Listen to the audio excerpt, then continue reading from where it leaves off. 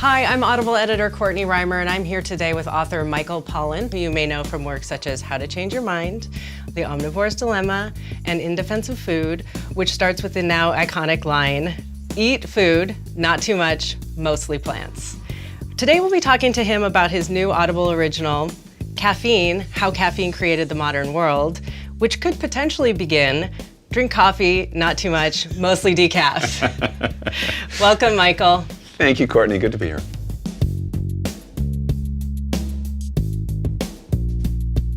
So you've written about nature, food, psychedelic drugs. Why did you choose caffeine next? Well, I've always been interested in plants and our relationship to plants and how plants use our desires to advance their own interests. So the plants that evolved to feed us have done very well in the world. Think of corn and rice and wheat. But we use plants for a lot of different things. And one that I've always been very curious about is this desire we have to change consciousness, which a select handful of plants are very good at helping us to do. And and I've written about cannabis, I've written about opium, I've written about psilocybin, and I'm curious about that desire. Why should people want to change consciousness? But I'm also curious about how the plants evolved to figure that out. And the ones that figured that out have thrived. And staring me right in the face was the one that most of us are involved with every day, and that's coffee and tea. And I had never written about them. And they do change our consciousness, but it's so pervasive that it's invisible to most of us. But it's the baseline for most people. So I thought, it's really time I look at this whole relationship between us and these two plants and this amazing little molecule that has 90% of people on Earth pretty much addicted. Yeah, myself included. Yeah, myself included too. And we talk about that, and you talk about that a bit in your book, but talk to me a little bit about, sort of how maybe your last work of really diving into what I call sort of experiential writing or experiential or immersive journalism. Yeah. It's funny, it's been an important part of my work since the beginning. And when it came to writing about psychedelics, I realized at some point there was really no good way to convey the experience to readers without having it myself. And it's something that I realize in retrospect I learned from a book that my parents gave me when I was like 13, Paper Lion by George Plimpton. And he was a terrific sports writer and editor of the Paris Review. And he was kind of tired of the conventions of sports writing, which were very much all written from the same sideline or press box, cigar chomping, been there, done that, cynical, skeptical point of view. And he thought, what if I could actually get on the field and write about football from the perspective of a quarterback in the game? And he persuaded the Detroit Lions to let him go through summer training camp and actually start in an exhibition game in September.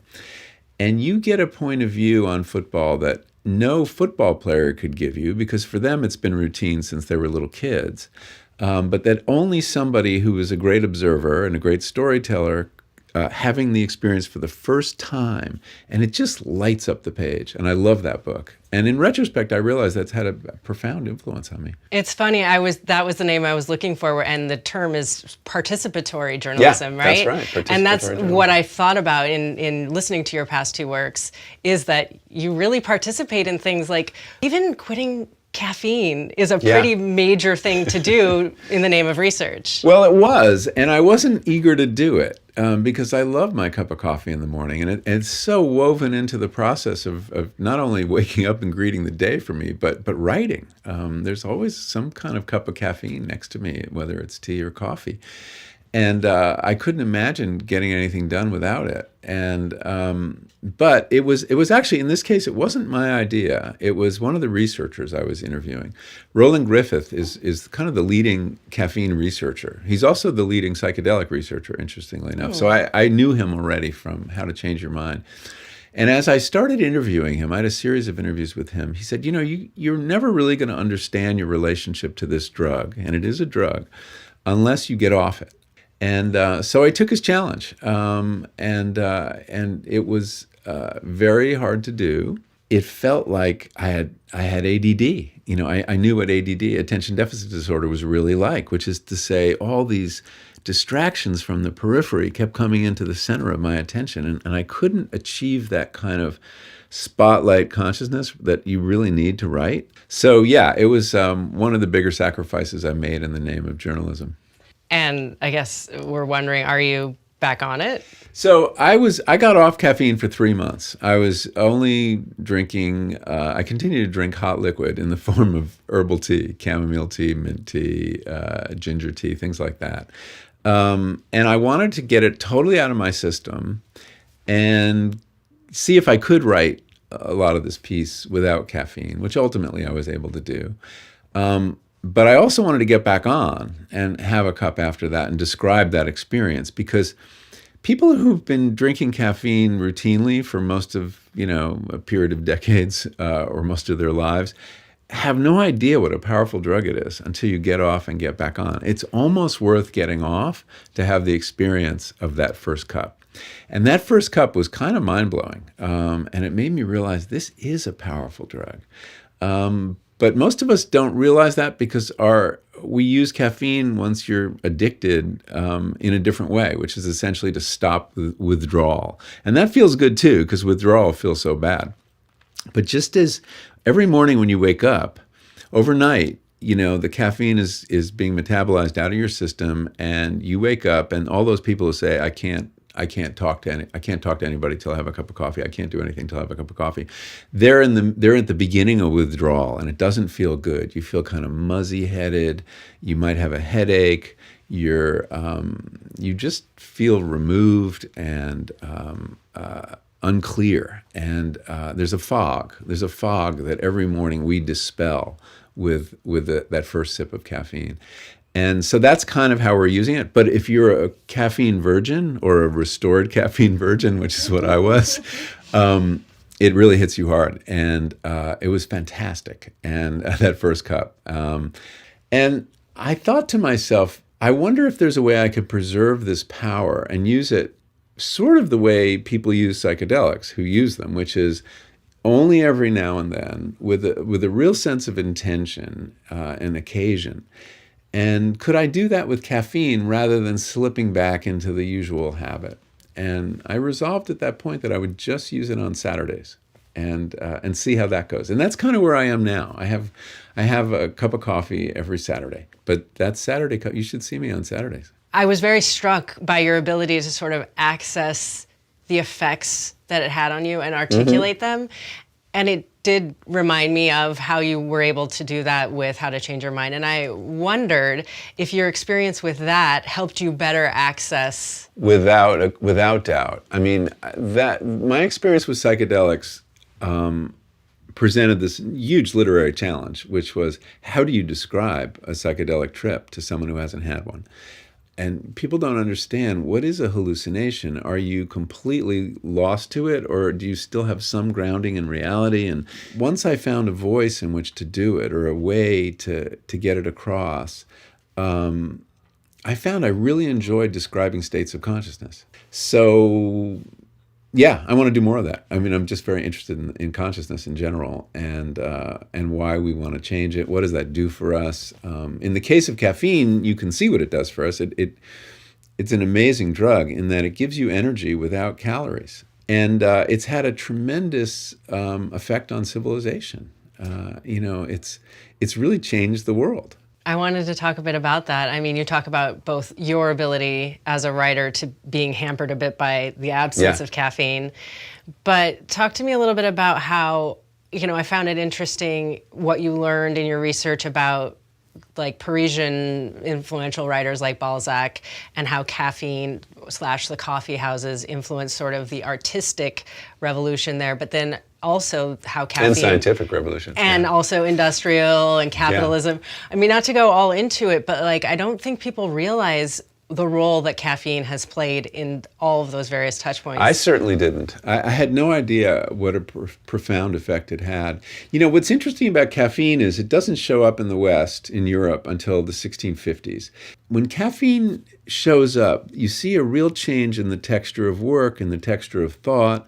You mentioned Balzac. I mean, he was a major caffeine addict. He got to the point where he didn't even want to dilute coffee with water. He would just eat the grounds on an empty stomach, and it would keep him up all night. And he was an incredibly productive novelist, and he believed that his imagination depended on this stimulus. There are two things I want to talk to you about. One being, you can overdo it, which we can talk about, but also sort of what you explored with your wife in terms of like how our addiction to caffeine, by our, I mean like Western civilization, has affected the places where the root of it, literally. Yeah.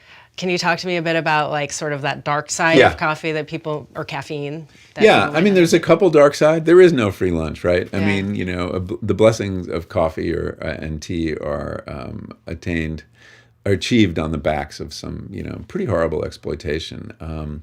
Most of the caffeine comes from plants that are grown in the tropics mostly and consumed in the global north.